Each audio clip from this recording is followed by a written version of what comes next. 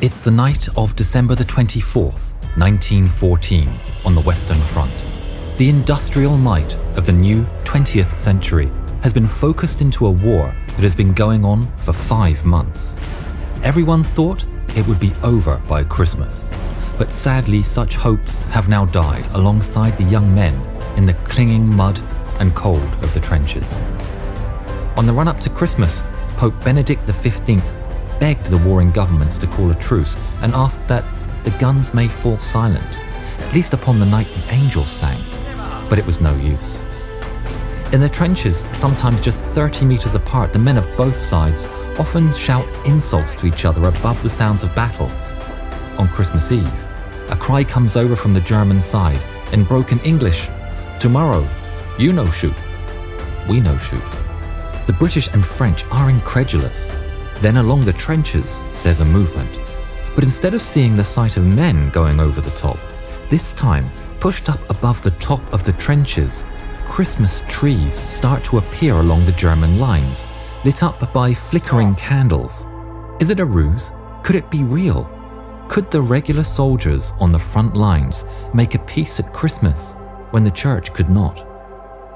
On the wind, drifting across no man's land, there's a sound of hope and cheer as Christmas carols are sung. The gentle murmur becomes stronger and is picked up by more and more of the soldiers. As Christmas Eve becomes Christmas Day, the British and French join in too. As the morning draws, there's silence.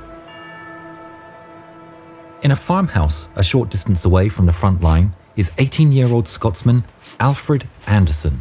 He vividly recalled that Christmas Day and said, "I remember the silence, the eerie sound of silence. Only the guards were on duty. We all went outside the farm buildings and just stood listening. And of course, thinking of people back home. All I'd heard for 2 months in the trenches was the hissing, cracking and whining of bullets in flight, machine gun fire and distant German voices.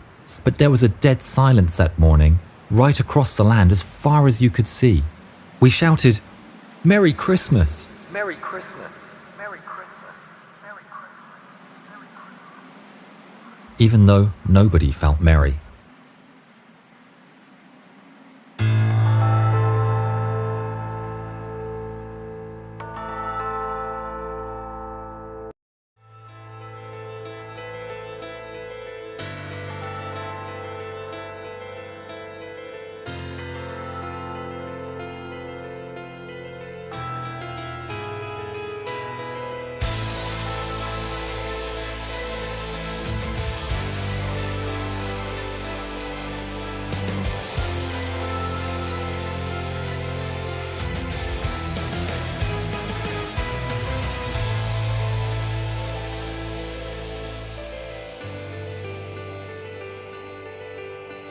Silence. Oh, I remember the silence on a cold winter day. After many months on the battlefield, and we were used to the violence, then all the cannons went silent, and the snow fell. Voices sang to me from no man's land. We are all friends. And today we're all brothers, tonight we're all friends. A moment of peace in a war that never ends. Today we're all brothers, we drink and unite. Now Christmas has arrived and the snow turns the ground white. Hear carols from the trenches, we sing a holy night. Our guns lay to rest on snowflakes. Our Christmas in the trenches, our Christmas on the front, far from home.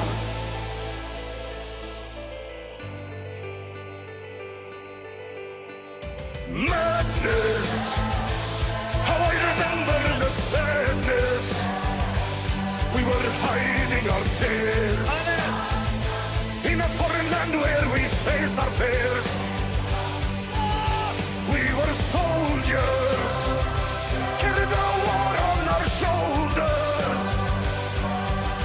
for our nations. What are you doing? Is that why we bury our friends?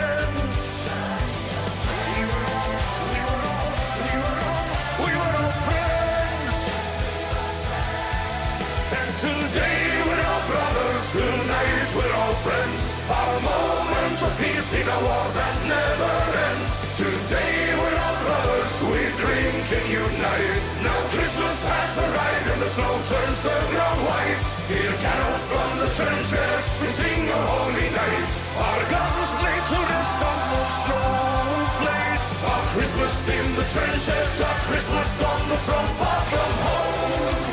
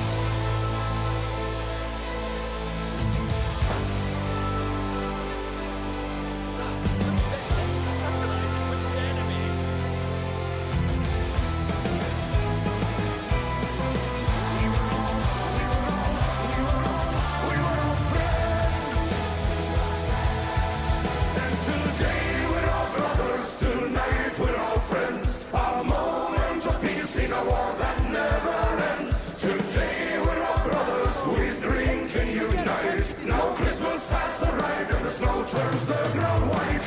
On Christmas on the front line, we walk among our friends. We don't think about tomorrow. The battle will commence when we celebrate Christmas. We thought about our friends, those who never made it home when the battle had commenced.